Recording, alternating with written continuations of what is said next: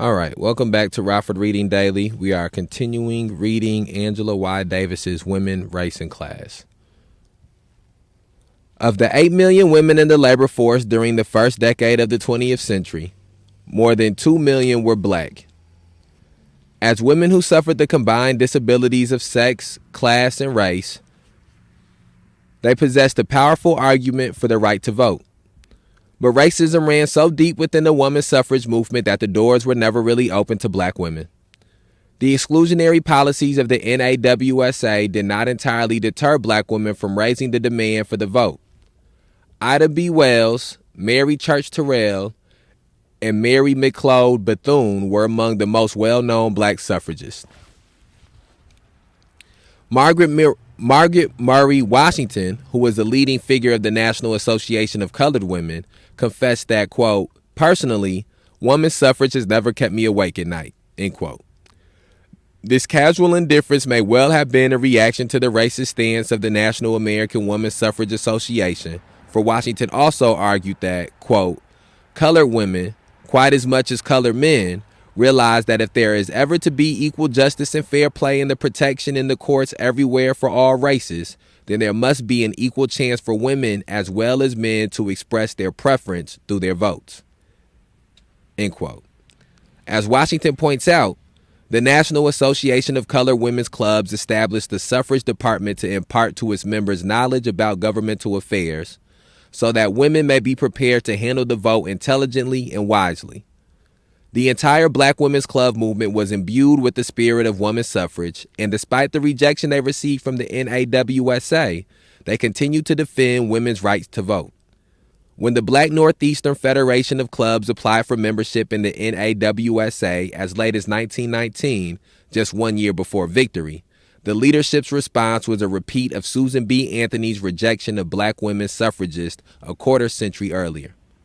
Informing the Federation that its application cannot be considered, the NAWSA leader explained that, quote, "If the news is flashed throughout the southern states at this most critical moment that the National American Association has just admitted an organization of 6,000 colored women, the enemies can cease from further effort. The defeat of the amendment will be assured," end quote. Still, black women supported the battle for suffrage until the very end. Unlike their white sisters, black women suffragists enjoyed the support of many of their men.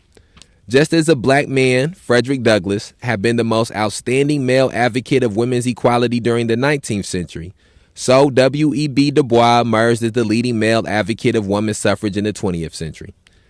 In a satirical article on the 1913 suffrage parade in Washington, Du Bois described the white men who hurled jeers as well as physical blows, and over 100 people were injured, as the upholders of, quote, "the glorious traditions of Anglo-Saxon manhood," end quote. Quote, "Wasn't it glorious? Does it not make you burn with shame to be a mere black man when such mighty deeds are done by the leaders of civilization? Does it not make you, quote, ashamed of your race," end quote? Does it not make you, quote, want to be white, end quote? Concluding the article on a serious note, Du Bois quotes one of the white women marchers who said that black men have been unanimously respectful. Of the thousands watching the parade, quote, "not one of them was boisterous or rude. The difference between them and those insolent, bold white men was remarkable," end quote. This parade, whose most sympathetic male spectators were black, was rigidly segregated by its white women organizers. They even instructed Ida B. Wells to leave the Illinois contingent and to march with the segregated black group in deference to the white women from the South. Quote, "The request was made publicly during the rehearsal of the black contingent, and while Mrs. Barnett, Ida B. Wells, glanced about the room looking for support, the ladies debated the question of principle versus expediency, most of them evidently feeling that they must not prejudice Southerners against suffrage," end quote. Ida B. Wells was not one to follow racist instructions, however, and at parade time, she slipped into the Illinois section. As a male advocate of women's suffrage, W.E.B. Du Bois was peerless among black and white men alike. His militancy, his eloquence, and the principal character of his numerous appeals caused many of his contemporaries to view him as the most outstanding male defender of women's political equality of his time. Du Bois's appeals were impressive not only for their lucidity and persuasiveness, but also for their relative lack of male supremacist undertones. In his speeches and writings, he welcomed the expanding leadership roles played by black women who, quote, are moving quietly but forcibly toward the intellectual leadership of the race, end quote. While some men would have interpreted this rising power of women as a definite cause for alarm, W.E.B. Du Bois argued that, on the contrary, this situation created a special urgency for extending the ballot to black women. Quote, the enfranchisement of these women will not be a mere doubling of our vote and voice in the nation, end quote, but will lead to a, quote, stronger and more normal political life, end quote. In 1915, an article entitled, quote, Votes for Women, a symposium by leading thinkers in colored America, end quote, was published by Du Bois in the Crisis. It was the transcript of a forum whose participants included judges, ministers, university professors, elected officials, church leaders, and educators. Charles W. Chestnut, Reverend Francis J. Grimke, Benjamin Brawley, and the Honorable Robert H. Terrell were some of the many male advocates of women's suffrage who spoke during the symposium. The women included Mary Church Terrell, Anna Jones, and Josephine St. Pierre Ruffin. The vast majority of the women who participated in the Forum on Women's Suffrage were affiliated with the National Association of Colored Women. In their statements, there were surprisingly few invocations of the popular argument among white suffragists that women's, quote, special nature, end quote, their domesticity, and their innate morality gave them a special claim to the vote. There was one glaring exception, however. Nannie H. Burroughs, educator and church leader, carried the womanly morality thesis so far as to imply the absolute superiority of black women over their men. Women needed the vote, Burroughs insisted, because their men had, quote, bartered and sold, end quote, this valuable weapon. Quote, the Negro woman needs the ballot to get back by the wise use of it what the Negro man has lost by the misuse of it. She needs it to ransom her race. A comparison with the men of her race in moral issues is odious.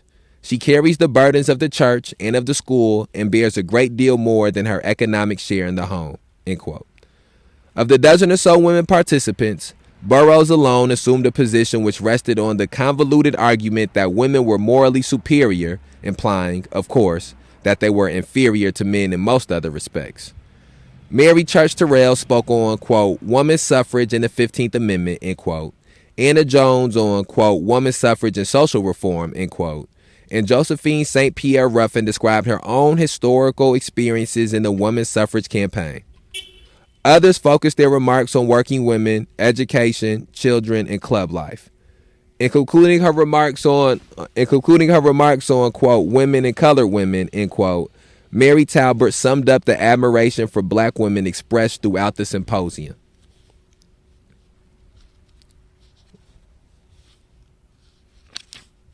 Oh, my fault, trying to turn the page.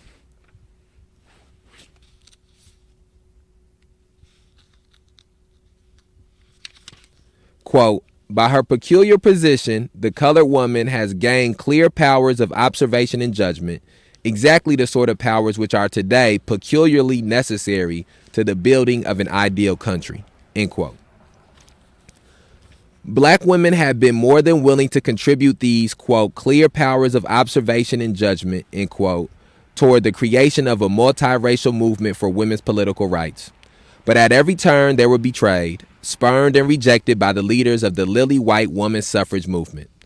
For suffragists and club women alike, black women were simply expendable entities when it came time to woo Southern support with a white complexion. As for the women's suffrage campaign, it appears that all those concessions to Southern women made very little difference in the end. When the votes on the 19th Amendment were tallied, the Southern states were still lined up in the opposition camp and, in fact, almost managed to defeat the amendment. After the long-awaited victory of women's suffrage, black women in the South were violently prevented from exercising their newly acquired right. The eruption of Ku Klux Klan violence in places like Orange County, Florida, brought injury and death to black women and their children. In other places, they were more peacefully prohibited from exercising their new right.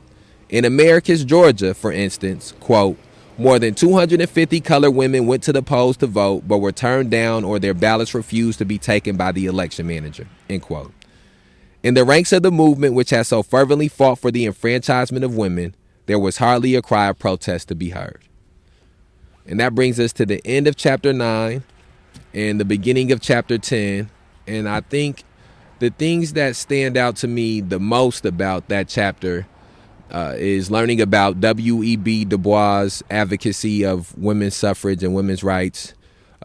I think that one of the things that's important is when some of these male characters or these male figures that have been heralded throughout history and throughout mainstream society, I think it's important for us to know the complexities of their belief systems and their ideologies. And I've gained a lot from learning about Frederick Douglass and W.E.B. Du Bois' heavy and adamant advocacy for women's suffrage and for women's rights. I think one of the other things that stands out to me is I think about this speech that I've listened to Angela Y. Davis give, and she asks people when did women get the right to vote, or when were women able to vote? And she said that most people speak on the date that was just mentioned here, when in the early 20th century, when I think the year was 1919, when women were granted the right to vote, when the 19th Amendment passed. And she says that, well, that's incorrect, because black women, even when that passed, were still not allowed to vote, still did not have the right to vote. And I think that that's just, again, one of the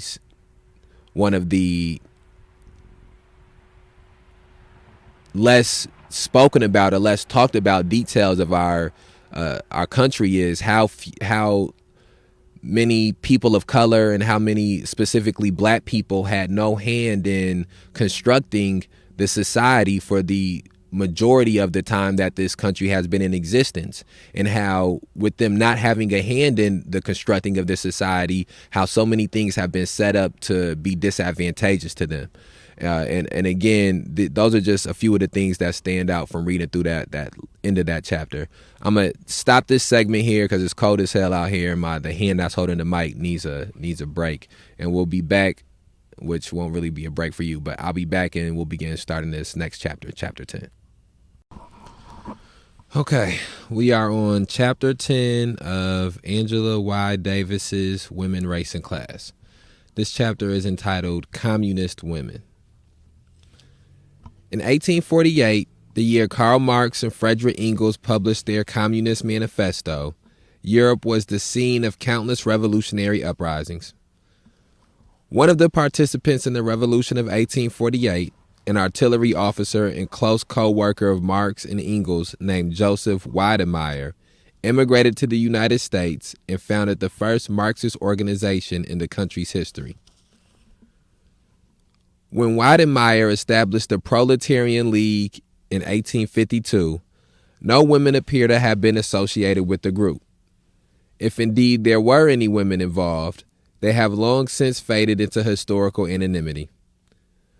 Over the next few decades, women continued to be active in their own labor associations, in the anti-slavery movement, and in the developing campaign for their own rights. But, to all intents and purposes, they appear to have been absent from the ranks of the Marxist socialist movement. Like the Proletarian League, the Working Men's National Association, and the Communist Club were utterly dominated by men. Even the Socialist Labor Party was also predominantly male. By the time the Socialist Party was founded in 1900, the composition of the socialist movement had begun to change. As the general demand for women's equality grew stronger, women were increasingly attracted to the struggle for social change. They began to assert their right to participate in this new challenge to the oppressive structures of their society. From 1900 on, to a greater or lesser extent, the Marxist left would feel the influence of its female adherents. Bear with me while I turn the page. Reading this in an unorthodox manner to deal with this weather. Okay. One second here.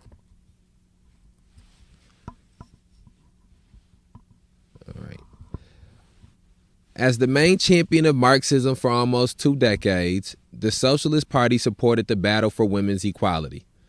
For many years, in fact, it was the only political party to advocate women's suffrage. Thanks to such socialist women as Pauline Newman and Rose Scheiderman, a working-class suffragist movement was forged, breaking the decade-long stronghold of middle-class women on the mass campaign for the vote. Oh, give me a second. I'm trying to maneuver around underneath this blanket trying to read in this damn cold-ass weather. All right. Where are we at? Thanks to such socialist women... Oh, I already read that. Okay. By 1908, the Socialist Party had created a National Women's Commission. On March 8th of that year, on March 8th of that year, women socialists active on New York... my fault. On March 8th of that year, women socialists active on New York's Lower East Side organized a mass demonstration in support of equal suffrage, whose anniversary continues to be observed all over the world as International Women's Day. When the Communist Party was founded in 1919, actually 2 communist parties, which later united, were established. Former Socialist Party women were among its earliest leaders and activists. Quote, Mother Ella Reeve Bloor, Anita Whitney, Margaret Prevey, Kate Sadler Greenhow, Rose Pastor Stokes, and Jeanette Pearl were all communists who have been associated with the left wing of the Socialist Party. Although the International Workers of the World was not a political party, and in fact opposed the organization of political parties, it was the second major influence on the formation of the Communist Party. The IWW, popularly known as, quote, the Wobblies, end quote, was founded in June of 1905. Defining itself as an industrial union, the IWW proclaimed that there could never be a harmonious relationship between the capitalist class and the workers it employed. The Wobblies' ultimate goal was socialism, and their strategy was unrelenting class struggle. When, quote, Big Bill, end quote, Haywood convened that first meeting, 2 of the leading labor organizers who sat on the platform were women. Quote, Mother, end quote, Mary Jones and Lucy Parsons. While both the Socialist Party and the IWW admitted women to their ranks and encouraged them to become leaders and agitators, only the IWW embraced the complementary policy of forthright struggle against racism. Under the leadership of Daniel DeLone, the Socialist Party did not acknowledge the unique oppression of black people. Although the majority of black people were agricultural workers, sharecroppers, tenant farmers, and farm laborers, the Socialists argued that only the proletarians were relevant to their movement. Even the outstanding leader, Eugene Debs, argued that black people required no overall defense of their rights to be equal and free as a group. Since the Socialists' overriding concern was the struggle between capital and labor, so Debs maintained, quote, we have nothing special to offer the Negro, end quote. As for the International Workers of the World, their main goal was to organize the wage-earning class and to develop revolutionary socialist class consciousness. Unlike the Socialist Party, however, the IWW focused explicit attention on the special problems of black people. According to Mary White Ovington, quote, there are 2 organizations in this country that have shown they do care about full rights for the Negro. The first is the National Association for the Advancement of Colored People. The second organization that attacks Negro segregation is the Industrial Workers of the World. The IWW has stood with the Negro. Helen Holman was a black socialist, a leading spokesperson in the campaign to defend her imprisoned party leader, Kate Richards O'Hare. As a black woman, however, Helen Holman was a rarity within the ranks of the Socialist Party. Prior to World War II, the numbers of black women working in industry were negligible. As a consequence, they were all but ignored by Socialist Party recruiters. The socialists' posture of negligence vis-a-vis black women was one of the unfortunate legacies the Communist Party would have to overcome. And then I think one of the things that stands out from some of those passages that we've read as I turn this page here is, again, the unique situation that black women experience in this country, where when they could find something that would be accepting of women, a lot of times it would not be accepting of black people. And when they could find something that was accepting of black people, a lot of times they would find that it was intolerant when it came to women. And I think that understanding that puts us in a position of, or once we understand that, it puts us in a position of ensuring that the movements and the type of organizing that we do in the present and in the future does not fall into those same type of traps. According to communist leader and historian William Z. Foster, quote, during the early 1920s, the party was neglectful of the particular demands of Negro women in industry, end quote. Over the next decade, however, communists came to recognize the centrality of racism in U.S. society. They developed a serious theory of black liberation and forged a consistent activist record in the overall struggle against racism. Lucy Parsons. Lucy Parsons remains one of those few black women whose name has occasionally appeared in the chronicles of the U.S. labor movement. Almost universally, however, she is simplistically identified as the, quote, devoted wife, end quote, of the Haymarket martyr Albert Parsons. To be sure, Lucy Parsons was one of her husband's most militant defenders, but she was far more than a faithful wife, an angry widow who wanted to defend and avenge her husband. As Carol Asbaugh's recent biography confirms, her journalistic and agitational defense of the working class as a whole spanned a period of more than 60 years. Lucy Parsons' involvement in labor struggles began almost a decade before the Haymarket Massacre and continued for another 55 years afterward. Her political development ranged from her youthful advocacy of anarchism to her membership in the Communist Party during her mature years. Born in 1853, Lucy Parsons became active in the Socialist Labor Party as early as 1877. Over the years to come, this anarchist organization's newspaper, The Socialist, would publish her articles and poems, and Parsons would become an active organizer for the Chicago Working Women's Union. Following the police-instigated riot on May 1st, 1886 in Chicago's Haymarket Square, her husband was one of the 8 radical labor leaders arrested by authorities. Lucy Parsons immediately initiated a militant campaign to free the Haymarket defendants. As she traveled throughout the country, she became known as a prominent labor leader and a leading advocate of anarchism. Her reputation caused her to become an all too frequent target of repression. In Columbus, Ohio, for example, the mayor banned a speech she was scheduled to deliver during the month of March, and her refusal to respect this banning order led the police to throw her in jail. In city after city, quote, halls were closed to her at the last moment, detectives stood in every corner of the meeting halls, police kept her under constant surveillance, end quote. Even as her husband was being executed, Lucy Parsons and her 2 children were arrested by Chicago police, one of whom made the comment, quote, that woman is more to be feared than 1,000 rioters, end quote. Although she was black, a fact miscegenation laws often caused her to conceal, and although she was a woman, Lucy Parsons argued that racism and sexism were overshadowed by the capitalists' overall exploitation of the working class. Since they were victims of capitalist exploitation, said Parsons, black people and women, no less than white people and men, should devote all their energies to the class struggle. In her eyes, black people and women did not suffer special forms of oppression, and there was no real need for mass movements to oppose racism and sexism explicitly.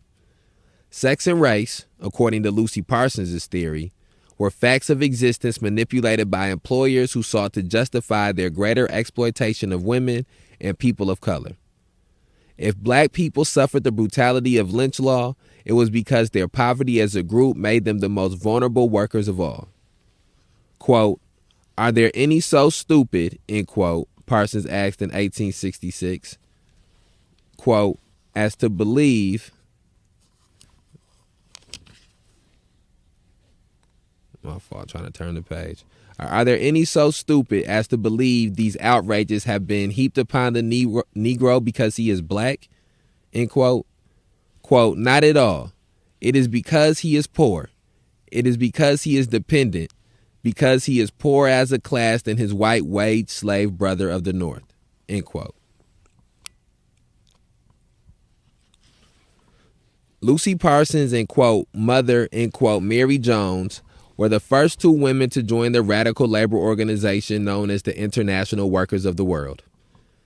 Highly respected in the labor movement, both were invited to sit in the presidium alongside Eugene Debs and Big Bill Haywood during the 1905 founding convention of the IWW. In the speech Lucy Parsons delivered to the convention delegates, she revealed her special sensitivity to the oppression of working women who, in her view, were manipulated by the capitalists as they sought to reduce the wages of the entire working class. Quote, we, the women of this country, have no ballot even if we wish to use it, but we have our labor. Wherever wages are to be reduced, the capitalist class uses women to reduce them, end quote. Moreover, during this era when the plight of prostitutes was virtually ignored, Parsons told the IWW convention that she also spoke for, quote, my sisters whom I can see in the night when I go out in Chicago, end quote. During the 1920s, Lucy Parsons began to associate herself with the struggles of the Young Communist Party. One of the many people who was deeply impressed by the 1917 workers' revolution in Russia, she became confident that eventually the working class could triumph in the United States of America.